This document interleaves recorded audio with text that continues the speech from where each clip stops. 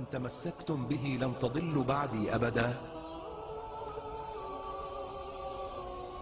أيها الناس، إني تارك فيكم وديعتين قيمتين وثقيلتين، إحداهما القرآن والأخرى أهل البيت. القرآن والعترة. الحق أن البعد عن القرآن وعترتي في يد، وهلاككم في اليد الأخرى.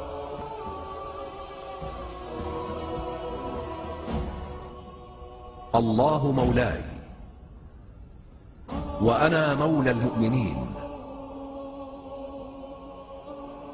ألا من كنت مولاه فهذا علي مولاه، اللهم وال من والاه.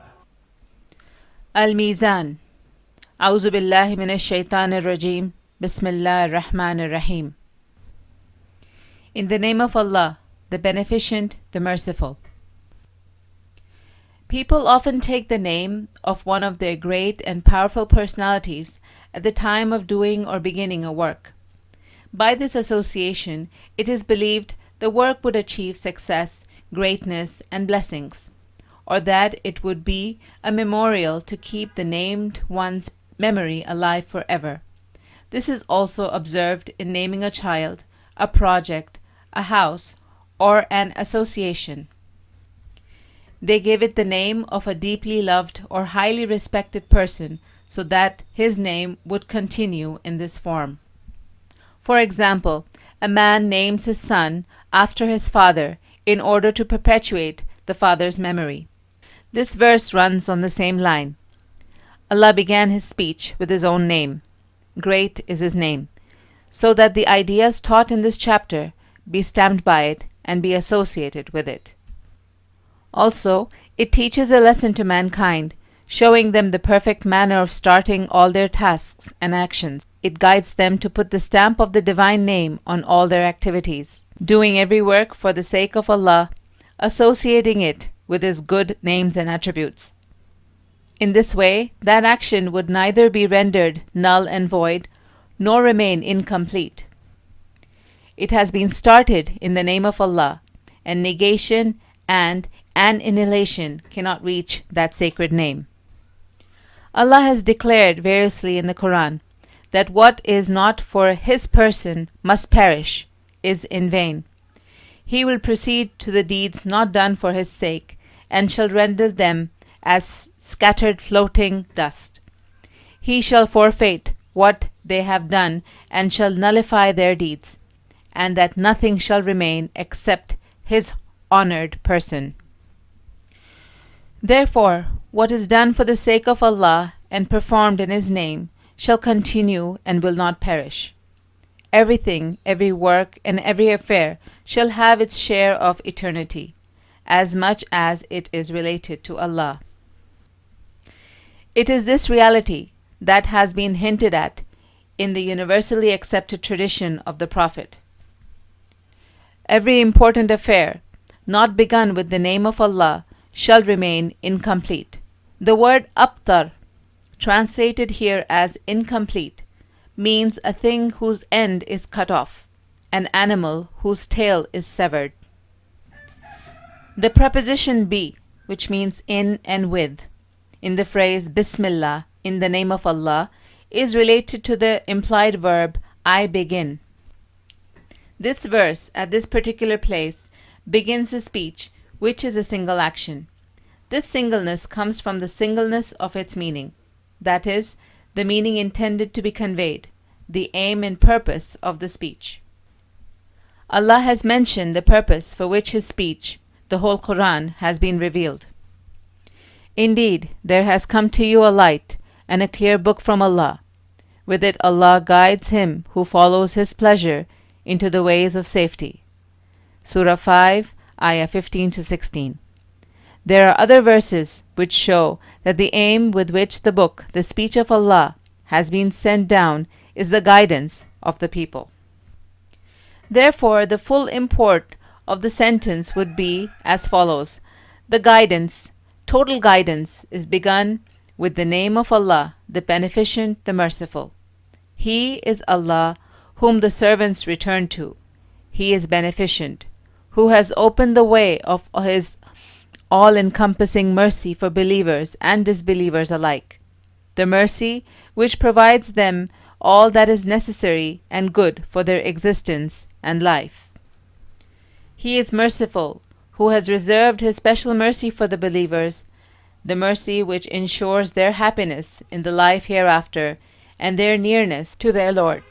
Allah has said, "And my mercy encompasses all things, so I will ordain it specially for those who guard against evil and pay zakat and those who believe in our signs."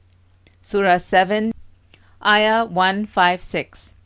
This explanation has been written, putting this verse in the framework of the whole Quran, of which it is the first sentence. Again, Allah has repeatedly mentioned chapter in His speech. For example, Surah 10, Ayah 38, "Say, then bring a chapter like this." In Surah 11, Ayah 13, "Say, then bring 10 chapters like it forged." Surah 9, Ayah 86, "And whenever a chapter is revealed." Surah 24, Ayah 1, "This is a chapter which we have revealed." It shows that Allah Himself has divided His speech in various parts, each part being called a chapter. It naturally means that every chapter is a single unit in structure and in fullness of meaning, and that unity is not found between various verses of a chapter or between one chapter and the other. It necessarily follows that the theme of every chapter is different from the other.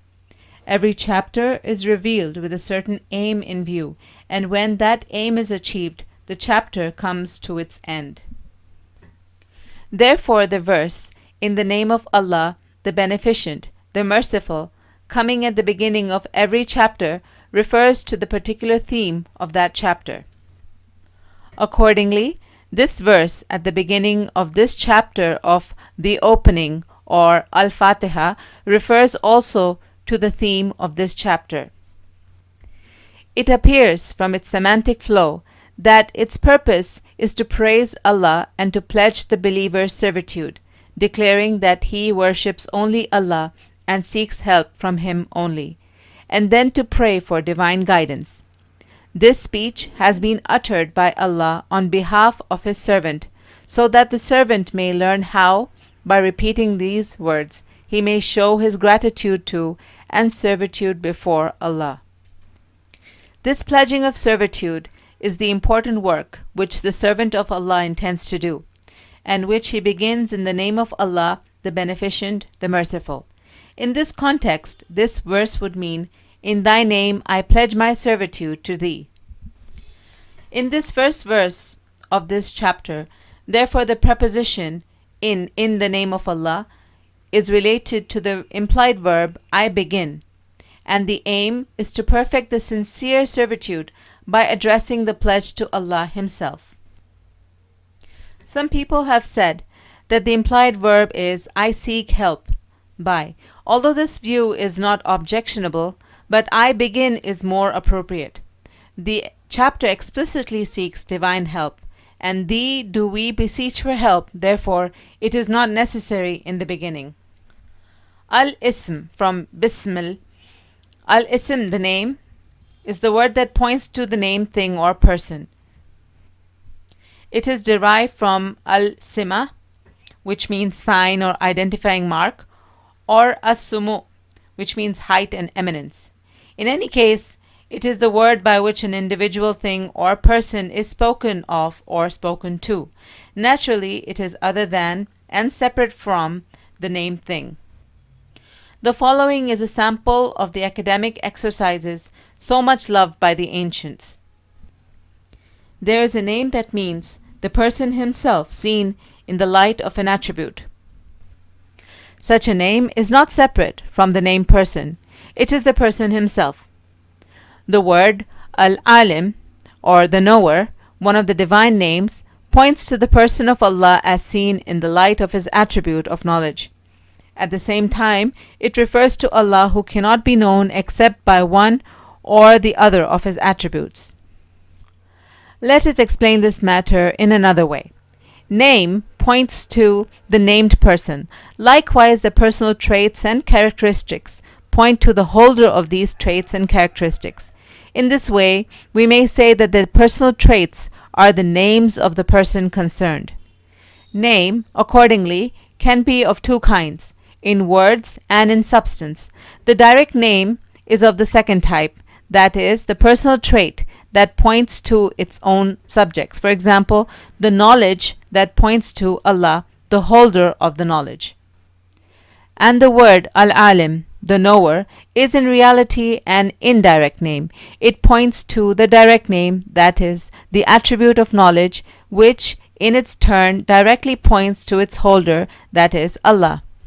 Knowledge is thus the name of Allah, and the knower is the name of the name. The above was the result of the academic analysis, or should we say mental luxury, mentioned earlier, but such things should not be imposed on language and literature. Name, according to the plain Arabic language, means what we have written earlier. There was a lot of controversy going on amongst the theologians of the early centuries of Islam, whether the name was separate from the named person or not. Such unnecessary polemics is out of place at present times. It is self-evident that name and named are two things and not one. We should not waste time and energy in quoting the ancients' arguments and counter-arguments and in judging who was right. Allah, the divine name, was originally Al-Ilah. The I in the middle was omitted because of frequent use. Al-Ilah is derived from Alaha, which means he worshipped, or from Aliha or Waliha, which means he was bewildered. It is on the paradigm of Al-Fi'al, in meaning of Al-Maf'ul. For example, Al-Kitab means Al-Maktub, the written. Likewise, Al-Ilah means Al-Maluh, is the one who is worshipped, or the one about whom minds are bewildered. Quite clearly, it has become the proper name of God. It was commonly used in this meaning in Arabic long before the Quran was revealed. The fact that even pre-Islamic Arabs used this name for God may be inferred from the following verses. Surah 43, Ayah 87. And if you should ask them who created them, they would certainly say, Allah. Surah 6, Ayah 136. And they say, this for Allah, so they assert, and this is for our associates. Other divine names may be used as adjectives for this name. For example, the beneficent and the merciful Allah. Also, this name is used as subject of the verbs derived from other divine names. For example, Allah knew, Allah had mercy, Allah gave sustenance, etc. But the word Allah is never used as adjective to any other name, nor is the verb derived from it used to describe other names. It is a clear proof that it is the proper name of God. The divine existence, inasmuch as Allah is the God of everything, presupposes that He should have all the attributes of perfection. And as a result, this name points to all perfect attributes. That is why it is said that the name Allah means the person who is the essential being and who encompasses all the attributes of perfection.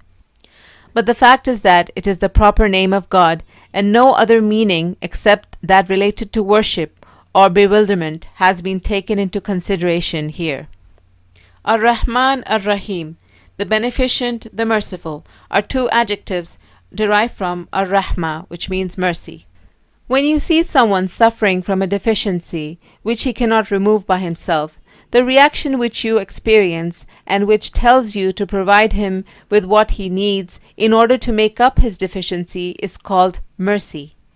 Ultimately, mercy means giving and bestowing to fulfill others' need. It is this latter meaning in which this attribute is used for Allah. Ar-Rahman is on a paradigm which is used for magnification and exaggeration.